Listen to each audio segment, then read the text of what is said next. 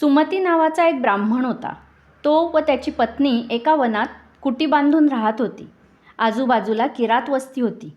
शिकार करणे, रानमेवा गोळा करणे आणि त्या बाजूने आलेल्यांची लूट करणे अशी कामे करून ते आपले पोट भरत असत. पण ब्राह्मणाला मात्र यातले काहीच करता येत नसे. फक्त रानातील रानमेवा गोळा करून ते आपले पोट भरत असत. सुमती ब्राह्मण खूप गरीब होता. पोटभर खायला मिळत नव्हते, पण तो मोठा देवभक्त होता.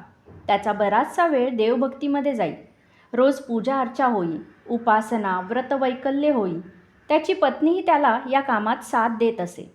काही वर्षे त्यांचा संसार असाच चालला. मग त्यांना एक मुलगा झाला. तो वाढू लागला, पण त्याच्या तोंडात दुधाचा एक थेंब जाईना. त्याचे आईवडिलांना वाईट वाटू लागले. म्हणून एक दिवस सुमती ब्राह्मण गाय आणण्यासाठी नगरात जायला निघाला. कारण त्या वनात सगळीकडे किरात राहायचे. किरात म्हणजे भिल्लांची एक जात. त्यांच्याकडे गाय वगैरे काही नव्हते. म्हणून सुमती नगरात आला. सुमती एक सात्विक ब्राह्मण होता. त्याचे तेज त्याच्या चेहऱ्यावर होते. रस्त्यावरून जाताना तो विचार करीत होता, आपण नगरात आलो खरे, पण गाय मिळवायची कशी? कोणा धनिकाच्या घरी एखादे पौराहित्याचे काम मिळायला हवे होते. असे वाटत असताना समोरून एक माणूस येताना दिसला. त्याची नजर सुमतीच्या चेहऱ्यावर लागली होती. त्याने सुमतीला नमस्कार केला.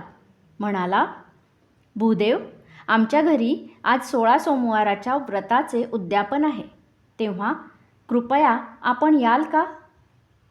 ज्या ठिकाणी व्रतवैकल्य चालतात ते देवांचे घर आहे. मी अवश्य येईन. यजमान असा अनायासे मिळाला याचा सुमतीला आनंद झाला.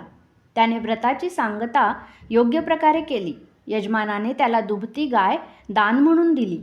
सुमती गाय घेऊन आनंदाने आपल्या कुटीकडे जायला निघाला. आपल्या कुटीसमोर गायीसाठी एक कुटी उभारावी. गाय ही देवता आहे. तिची चांगली सेवा केली तर आपली गरिबी दूर होईल. आपल्या मुलाला आता दुधाशिवाय उपाशी राहावे लागणार नाही, असा विचार करीत तो चालत होता. एका ओढ्यावर त्याने गायीला पाणी पाजले. थोडा वेळ विश्रांती घेतली आणि आता वाटचाल करणार एवढ्यात समोर 4 भिल्ल येऊन उभे राहिले.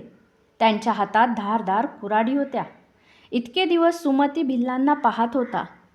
त्यांची त्याला कधी भीती वाटली नाही, कारण भीती वाटावी असे काही त्यांच्याकडे नव्हतेच कधी. पण आज स्थिती वेगळी होती. आज त्यांच्याकडे गोधन होते. त्यातला एक जण पुढे आला व म्हणाला, ए ब्राह्मणा, गाय कोठून आणलीस? तो म्हणाला, मला दान मिळाली आहे.